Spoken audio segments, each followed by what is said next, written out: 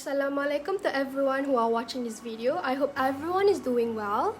First and foremost, thank you for taking the time to watch and listen to this video. I really appreciate it. Okay, now, it is easy for people to take education for granted. Education now is such a normal part of life that it can become almost like background noise. You don't even notice it anymore. However, do you know that millions of people across the world are not so lucky? There are plenty of countries out there that consider education a luxury, not a basic right. People living in impoverished countries may never have the chance to get educated. So please, consider taking a moment to be truly thankful if you were able to complete your education without any difficulties involved. Today, I'll be talking about ensuring inclusive and equitable quality education and promoting lifelong learning opportunities for all. In the next few minutes, I'm going to explain the necessity of trying to obtain a quality education and the attempts that we can provide. Also, I will be introducing an individual that has contributed greatly in this goal, the Sustainable Development Goals, also known as the SDGs. They are the blueprint to achieve a better and more sustainable future for all. They are a universal call to action to end poverty, to protect the planet, and to ensure that all people enjoy peace and prosperity. Now, one of the SDGs that I'm going to talk about today is about quality education. Now, what is quality education? Quality education is the process of facilitating learning or the acquisition of knowledge, skills, values, beliefs, and habits. They entails issues such as appropriate skill development, gender parity, the provision of appropriate educational facilities and equipment, educational materials and resources, scholarships, or even teaching force. Next, we're going to focus on why education is crucial to achieve in SDG. Education is at the heart of this SDG, which aims to provide education for all, beginning with primary school. According to SDG Resources for Educators, enrollment in primary education in developing countries has reached 91%, but there are still 57 million children remain out of school. Conflict-affected areas are home to an estimated 50% of out-of-school children of primary school age, and there are still more than 100 million illiterate youth in the world, with women constituting more than 60% of the total. Well, there are few goals that must be met in order to ensure quality education.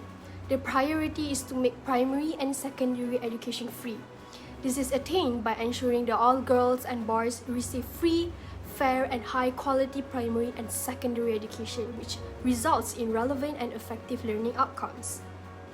The next step is to ensure that all girls and boys have access to high-quality early childhood development care and pre-primary education in order to be prepared for primary school. What's more is to eliminate gender disparities in education and ensure equal access to all levels of education and vocational training for the needy, including people with disabilities and abandoned children. Finally, is to increase the supply of qualified teachers, including through international cooperation for teacher training in developing countries and small island developing states. Where there is a will, there is a way is a wise saying. Everyone can help in achieving the global goals. According to United Nations, to begin, consider donating your books.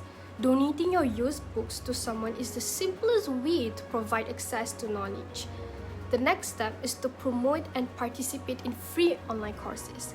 In a digital age, there are more options for obtaining an education than simply attending university. Also, go to your local school and ask what supplies they require. Then, try to organize a school supply drive in your community. Mentor young people as well. You can tutor and assist them with homework, or maybe teach a language, or deliver a lesson on global goals. Thankfully, there are good people out there who are working to make the world a better place. Now, there are undeniably many communities, individuals, and NGOs are working toward this goal. And my birth giver is an example of an individual I would love to introduce. She is involved as a humanitarian aid dedicated to children, as well as trauma healing for children in disaster areas. And at the same time, she builds schools and provides free education to underprivileged children.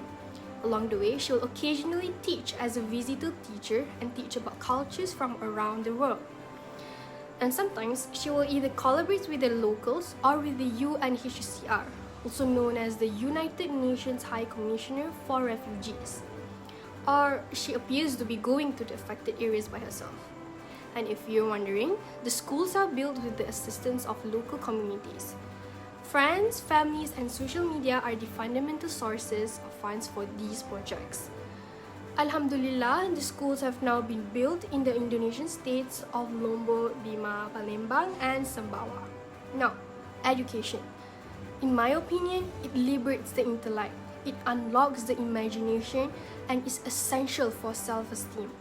It is the key to prosperity and opens a world of possibilities. It allows each of us to contribute to a progressive and a healthy society. Learning definitely benefits everyone and should be available to everyone. Okay, to conclude, everyone has the right to education. Everyone. Education is a basic human right that works to raise men and women out of poverty, level inequalities, and to ensure sustainable development. Education for all means to ensure that all children have access to basic education of good quality. This implies creating an environment in schools and in basic education programs in which children are both able and enabled to learn. And for that, I would like to end this video by a citation from Nelson Mandela, which is, "Education is the most powerful weapon which you can use to change the world." Thank you and goodbye.